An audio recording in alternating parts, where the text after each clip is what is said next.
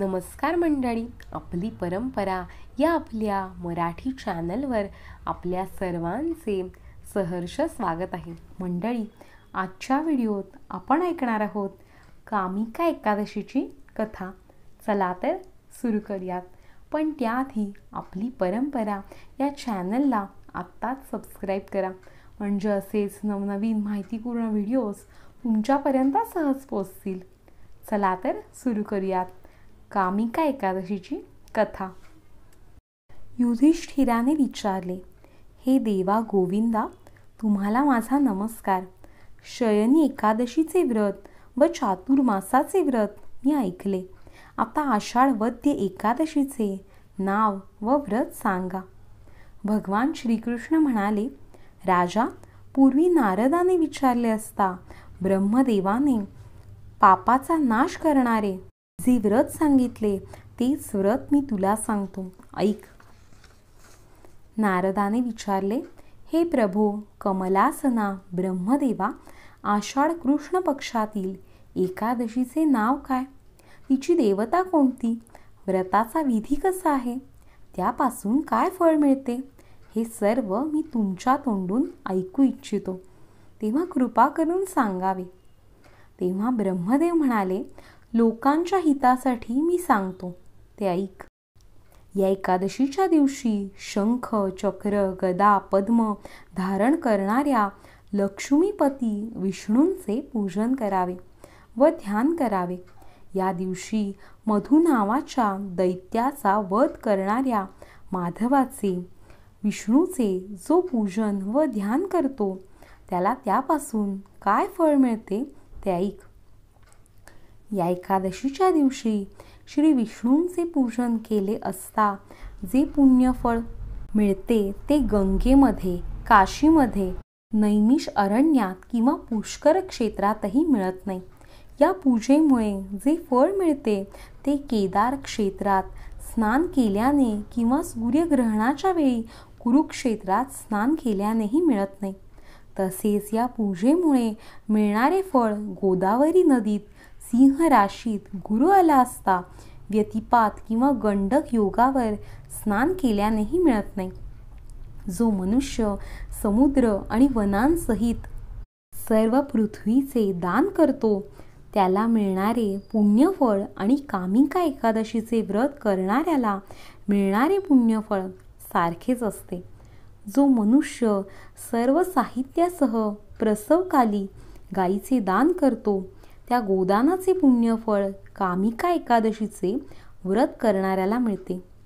या एकादशीला जो श्रीधर नाव धारण करणाऱ्या विष्णूंचे पूजन करतो त्याला सर्व देव, गंधर्व, नाग व पन्नग यांचे पूजन केल्याचे फळ मिळते. म्हणून सर्व पापभीरू मनुष्यांनी या दिवशी श्रीधराची पूजा यथाशक्ती केली पाहिजे. जे संसाररूपी सागरात बुडाले आहेत किंवा पापरूपी चिखलात रुतले आहेत त्यांच्या उद्धाराकरता हे कामिका एकादशीचे व्रत फार चांगले आहे. हे नारदा, या कामिका एकादशीपेक्षा पवित्र आणि पापांचा नाश करणारी दुसरी एकादशी नाही, हे तू जाणून घे, कारण तसे मला भगवंतांनी पूर्वी स्वतः सांगितले आहे. अध्यात्म विद्येत मग्न असलेल्या मनुष्याला जे फळ मिळते त्याहूनही जास्त पुण्यफळ या एकादशीच्या व्रताने मिळते. हे व्रत करणाऱ्याने एकादशीला रात्री जागरण करावे. त्यामुळे त्याला रौद्र, यमदूत पाहावे लागत नाहीत. त्याला वाईट गती मिळत नाही. नीच व हलक्या योनीत त्याला कधीच जन्म घ्यावा लागत नाही.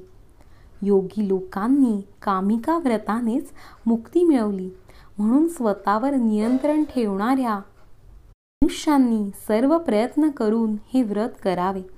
या एकादशीच्या दिवशी तुळशी पत्रांनी भगवंताची पूजा करावी.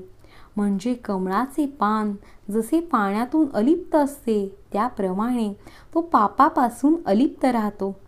8,000 तोळे सोने किंवा 32,000 तोळे चांदी भगवंताला अर्पण करून पूजा केली असता जे फळ मिळते तेच फळ तुलसीदल वापरून केलेल्या पूजनाने मिळते. भगवान विष्णू तुलसी दलाच्या पूजनाने जितके संतुष्ट होतात तितके हिरे, माणिक, पोळी, मोती, पाचू वगैरे रत्न अर्पण करून केलेल्या पूजनाने संतुष्ट होत नाहीत. जो तुलसी मंजिरींनी भगवंताची पूजा करतो तो त्याने जन्मापासून केलेल्या पातकांचे लेख पुसून टाकतो. तुळशीचे दर्शन घेतले असता ती अखिल पातकांचा समुदायच नष्ट करते. तुळशीला स्पर्श केला तर ती शरीर पवित्र करते. तुळशीला वंदन केले तर ती रोगांचे निरसन करते. तुळशीला पाणी घातले तर यमाचे भय नष्ट होते. तुळस अंगणात लावली म्हणजे भगवान कृष्णाचे वास्तव्यच आपल्या घरात झाल्याप्रमाणे होते. भगवंताच्या चरणांवर तुळशी दले अर्पण केली असता मुक्ती मिळत असते. अशा या तुळशीला नमस्कार असो. जो मनुष्य या एकादशीच्या दिवशी देवघरात किंवा मंदिरात रात्रंदिवस दिवा लावतो त्याच्या पुण्याची संख्या चित्रगुप्तालाही मोजता येत नाही. एकादशीच्या दिवशी ज्याचा दिवा भगवंतापुढे जळतो त्याचे पितर स्वर्गात राहतात व अमृताने तृप्त होतात. एकादशीच्या दिवशी जो मनुष्य तुपाचा किंवा तेलाचा दिवा देवापुढे लावतो तो कोटी कोटी दिव्यांच्या प्रकाशात सूर्यलोकाला जातो. मी कामिका एकादशीचा महिमा तुला सांगितला आहे. मनुष्यांनी सर्व पापांचा नाश करणाऱ्या या कामिका एकादशीचे व्रत जरूर केले पाहिजे. ही कामिका एकादशी ब्रह्महत्या किंवा भ्रूणहत्या यांचेही पाप नाहीसे करते. ही स्वर्गाची प्राप्ती करून देते व महापुण्याचे फळ मिळवून देते. जो या कामिका एकादशीचे महात्म्य श्रद्धेने ऐकतो तो सर्व पापातून मुक्त होऊन विष्णू लोकाला जातो. याप्रमाणे ब्रह्मवैवर्त पुराणातील कामिका एकादशीचे महात्म्य संपूर्ण झाले. श्रीकृष्णार्पणमस्तु. तर ही होती कामिका एकादशीची कथा. कथा आवडली का? नक्की कमेंट बॉक्समध्ये सांगा. आणि व्हिडिओ आवडला असेल तर लाईक, शेअर आणि चॅनलला सबस्क्राईब करायला विसरू नका. धन्यवाद.